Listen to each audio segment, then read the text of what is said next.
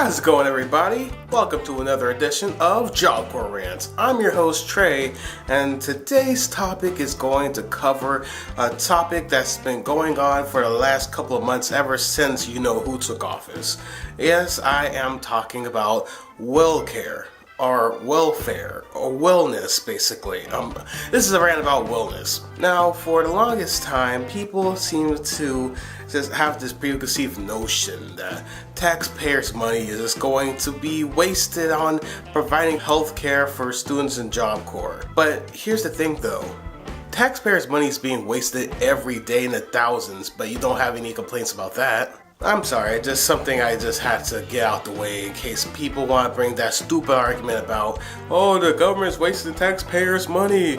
Yeah, they've been doing that for years, but yet people have the most to say about it when it comes to helping out people and not when it's being used to bully other countries.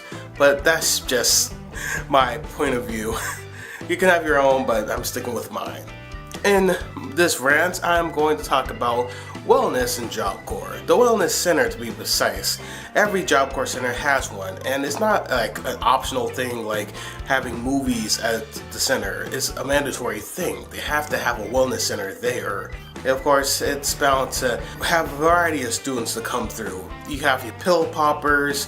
You got people there who needs to take their medication, obviously, which can also land to the pill poppers category as well.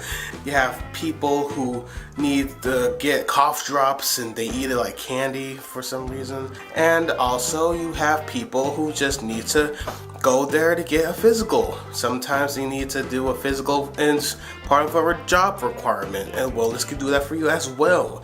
Wellness can do so many things. It has so much power, and with so much power comes so many ways for that power to be manipulated, misused, and outright altogether not be appropriately distributed. Let me explain. Typically, wellness goes like this. They have a small window of time frame that are open between when classes begin and when classes already start. You have that window of time right there to go to wellness to get your medicine before classes start, so you'll be able to take a medication so it can take effect on you. For example, when I was in Job Corps, I had narcolepsy. I still do, but again, it's not nearly as bad as it used to be. When I had narcolepsy like really bad, I went to wellness every morning after breakfast so I could take some Ritalin, and I used it then, and I was able to just go out my way and take some Ritalin and just enjoy the rest of my day. And sometimes, if that wasn't enough, I had another pill on me, which I'll get to in a minute for those of you who are curious how that works. But yeah, with wellness, it was a pretty okay deal most of the time.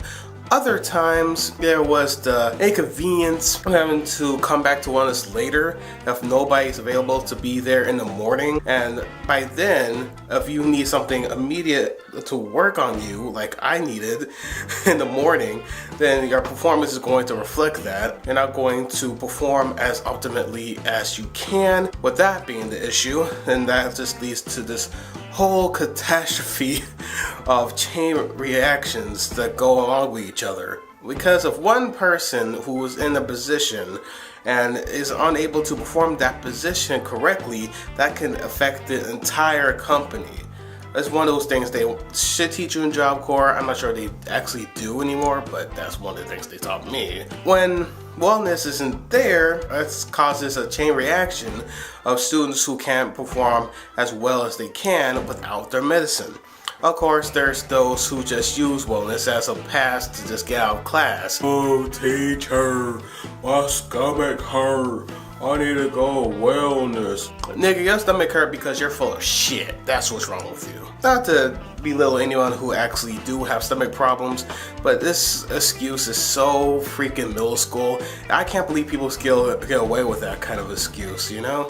Going on a side tangent here, hall passes. Come on, people. It's a hall pass. It's not that hard to get with the concept. You got 5 minutes, get out the classroom, go do your business, come back, and then pass the hall pass to somebody else in the class who needs the pass. I cannot tell you how many times that I had to hold it in because somebody had the goal to take the hall pass and just go fucking around in the halls during class hours. Now, previously in the video, you might have remembered I said something in regards to, and sometimes if that wasn't enough, I had another pill on me, which I'll get to in a minute for those of you who are curious how that works. When you take more than one pill at a time, or you're taking one medication that needs to be taken twice a day, what they will do is they'll let you take the first dosage of that medication in the morning, and then later on in the day you'll have this little paper envelope on you for you to take their second dose of the medication later on. So after you get that in your system, you're pretty much all set, and you just repeat the system again for another day. But Trey, what if I need it on the weekend? Well, I believe that wellness is open on the weekend for a very small amount of time. You have a little small window to go wellness if you need to get something done. Sometimes wellness is not open at all on the weekend. In that case, you're just out of luck.